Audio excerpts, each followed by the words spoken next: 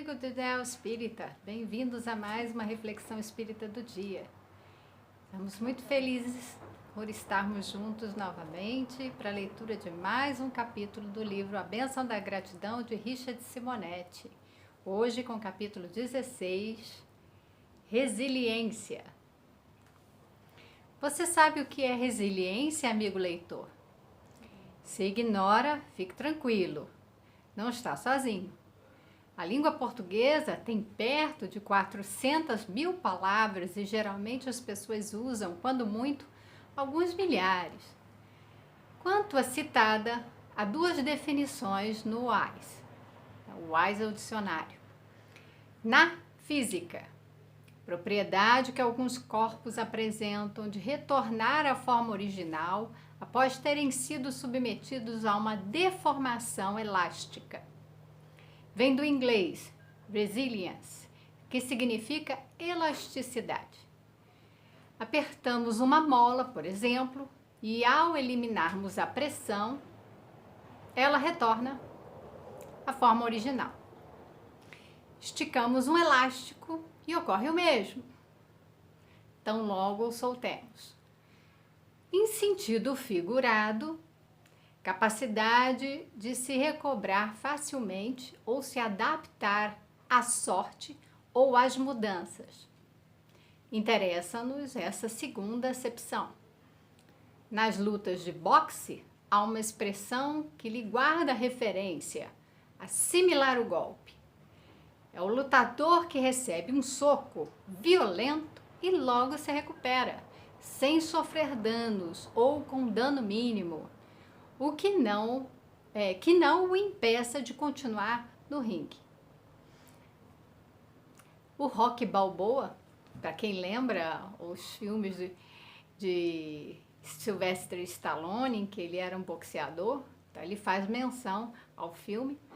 O boxeador interpretado por Sylvester Stallone no cinema era o lutador que apanhava muito e ganhava a luta, porque era capaz de assimilar sucessivos golpes do adversário, levando-a à exaustão.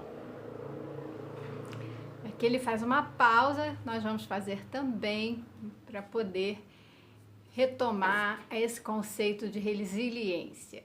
Então, é uma palavra que é da física, da engenharia, enfim, é usado para falar dos materiais, dos corpos que apresentam essa capacidade de serem deformados e voltarem à sua forma original. Então, fala-se da dilatação de alguns objetos no calor e depois volta. E ele fala da mola e fala do elástico. Também, você vai, estica a mola volta, aperta a mola, o elástico estica, né? E ele retoma depois a posição original. É claro que se a gente ficar puxando, a gente vai acabar causando uma deformidade ali no elástico, no objeto. Mas esse conceito ele foi assimilado por uma série de áreas assim, da psicologia, ligados às ciências humanas, à terapêutica, para designar esse segundo sentido aqui, que é a capacidade de adaptar frente às mudanças. Então, há um acontecimento, uma situação em que a gente sofre um impacto, mas é capaz de absorver, igual o soco lá, do boxeador, absorve o impacto e volta a um estado de dano zero ou mínimo. E aí vamos continuar, né? O que torna as pessoas desajustadas e infelizes não são os golpes da vida próprios desse planeta de provas e expiações em que estagiamos. Então, ele já está colocando o que torna as pessoas desajustadas, desequilibradas. Que não são esses golpes da vida, que isso é comum, isso é normal, esperado num planeta de provas e expiações que nós vivemos. São afetadas pela dificuldade em assimilá-los de forma a manter o equilíbrio e a serenidade em situações como morte de um ente querido, demissão do emprego, doença grave, limitação física, desilusão amorosa, prejuízo financeiro. O boxeador treina exaustivamente, desenvolvendo os músculos, a agilidade, o fôlego, a técnica, a fim de assimilar os golpes do adversário, mantendo o vigor físico. Existencialmente, é importante desenvolver a resiliência, a fim de que, ante os golpes da vida, não desabemos na perturbação e no desequilíbrio, com todas as reações que lhes são consequentes: enfermidade, depressão, angústia, ansiedade, infelicidade. O treinamento em favor desse propósito implica 3 disciplinas fundamentais: o estudo, a reflexão e a solidariedade. Então, vamos fazer uma pausa aqui de novo para reforçar isso que ele falou, que não seriam os golpes da vida. A gente tem, nesse momento de encarnados, muitos desafios. Desafios são situações que são, por si mesmas, difíceis. Por isso que nos desafiam, né? Há uma mudança de postura, de comportamento, de vista, né? A gente precisa ver de outra forma. Ou seja, sair daquele estado que a gente estava e ir para um outro estágio, sair da inércia que nos faz movimentar. Geralmente são essas situações que ele colocou. A morte de uma pessoa muito querida tende a nos abalar, é como se fosse um soco, né? Limitação física, uma doença, desilusão amorosa. Tudo isso é muito interessante verificar que para o nosso cérebro é como se fosse a mesma coisa. A dor física e uma dor emocional, ela tem no cérebro um mesmo mecanismo. É entendido que aquele, né, o corpo, que nós estamos sob ameaça, precisamos sobreviver. Então é um mecanismo natural para a nossa sobrevivência. Acontece que esses golpes, eles vêm, eles naturalmente vêm, porque a gente não pode impedir que as pessoas que a gente ama morram, né, vão desencarnar. Acontece que como que a gente lida com isso é que vai fazer a diferença, que é isso que ele vai tratar. Um boxeador, ele é treinado. E nós? Será que nós podemos ser treinados também? Ter o entendimento de determinadas situações?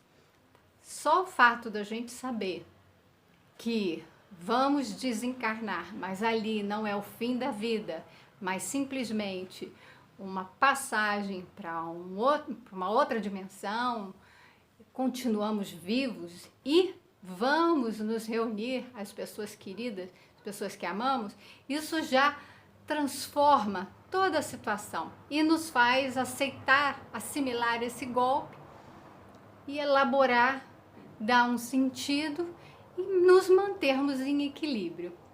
O problema é quando nós não conseguimos manter o equilíbrio e dali advém o que ele fala, a ansiedade, a depressão. É preciso compreender o que realmente está na causa disso que é o sintoma. A depressão, a angústia, a ansiedade, isso tudo é o sintoma, ele fala, a consequência de algo que está provocando isso. É preciso procurar essas causas mais profundas. Por que a gente teve dificuldade de lidar com a perda de um emprego, a morte de uma pessoa querida, uma doença que nos visitou, e às vezes ela faz moradia na nossa casa? Tem doença que vem para ficar, e a gente tem que aprender a conviver com ela. Tem gente que tem resiliência, ou seja, consegue absorver isso, se adaptar e conviver bem. Mas tem gente que não. E aí ele vai falar, o treinamento, o nosso treinamento vai consistir no estudo, na reflexão e na solidariedade.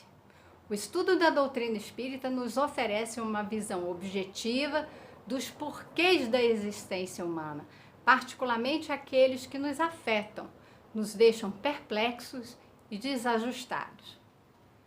A visão da vida espiritual como nossa pátria legítima, para onde retornaremos todos quando chegar nossa hora e onde reencontraremos os entes queridos que nos precederam, faz do Espiritismo aquele maravilhoso consolador prometido por Jesus.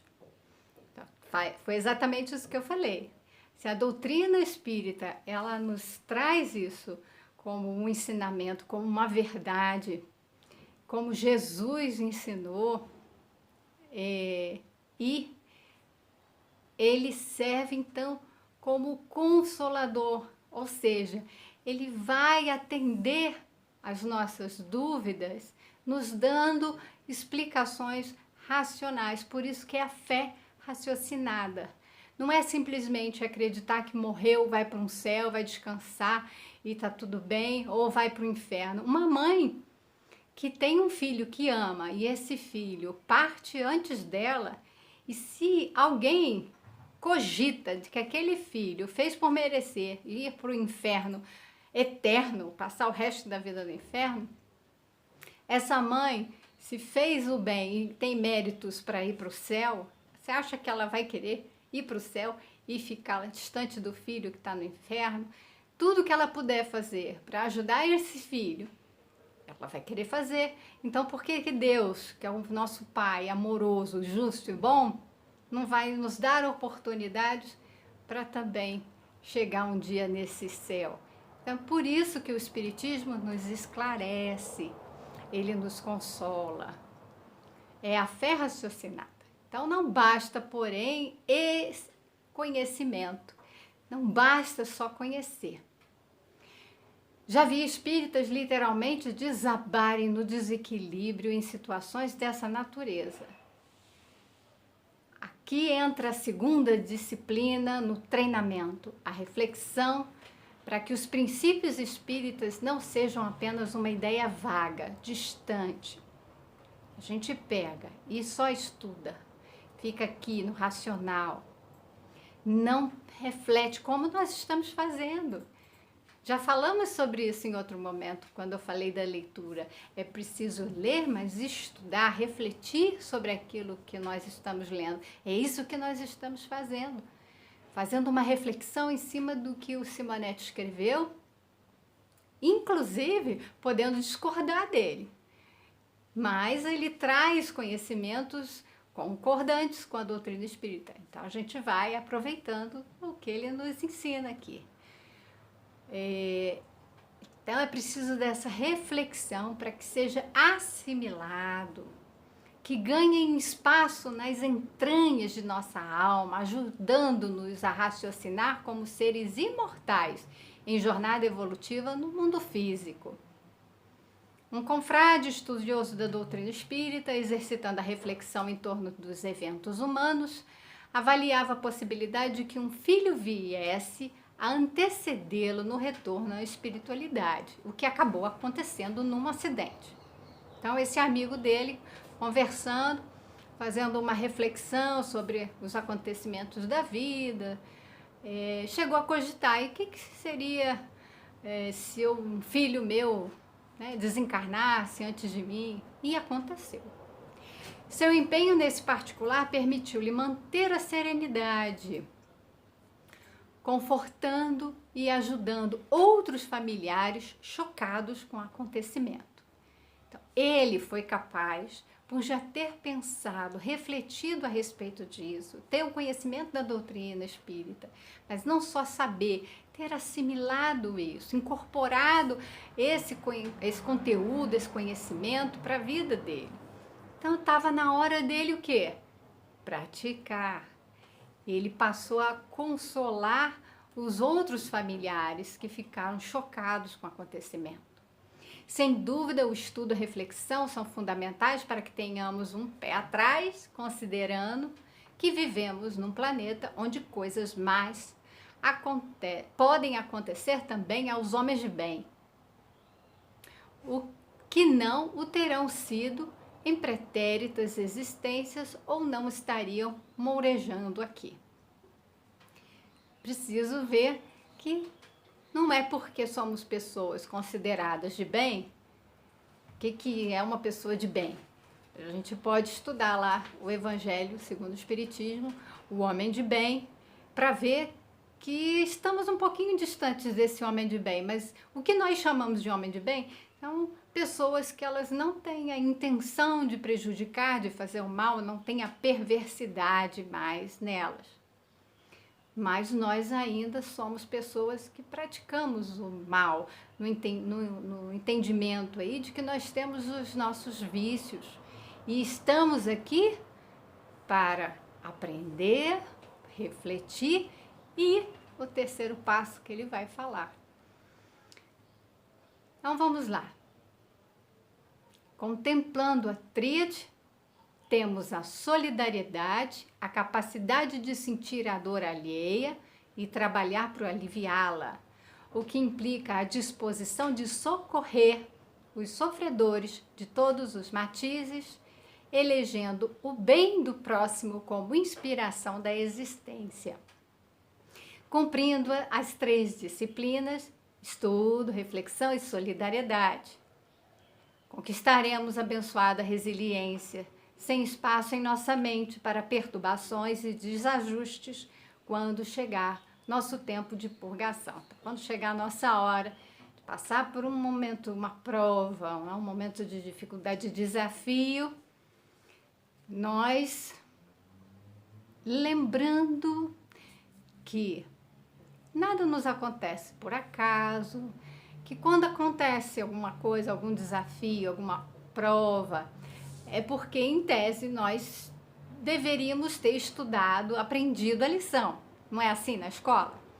A gente aprende a soma, e aí aprende, faz as continhas, e depois vem o problema que implica em usar aquele aprendizado. Então, se eu aprendi que 2 mais 2 é igual a 4, vem o problema dizendo que Maria tem 2 balas, João tem 2 balas. Quantas balas tem? E a gente vai ter que usar o conhecimento adquirido para fazer a reflexão e chegar na resposta. A gente só vai estar diante desse problema quando nós tivermos o conhecimento. Vamos ser postos à prova quando carregarmos dentro de nós aquele conhecimento. O que acontece muitas vezes? Somos reprovados. Por quê? Porque não saímos da primeira etapa de estudar e não refletir e não avançar para a prática. Esses 3 aspectos é o que levam à transformação moral. E eu vou pegar aqui outro livro, vou apresentar para vocês. Cultivo das Emoções, eu estou estudando esse livro, é do Marlon Reikdal. Ele é um psicólogo, como eu também, um grande estudioso das obras psicológicas de Joana de Ângeles. E algo que ele fala aqui, que é o meu preparo para os outros vídeos da jornada de autoconhecimento. Quem quiser acompanhar ali, tá levando mais tempo para eu produzir os vídeos, porque eu realmente estou precisando estudar bastante. Mas olha só que coisa interessante que ele fala, que tem a ver com o que o Simonetti falou. Nós temos, no Espiritismo, num primeiro momento foi a parte das manifestações, dos fenômenos mediúnicos, as mesas girantes, né, que gerou curiosidade, interesse, o que levou Kardec a estudar.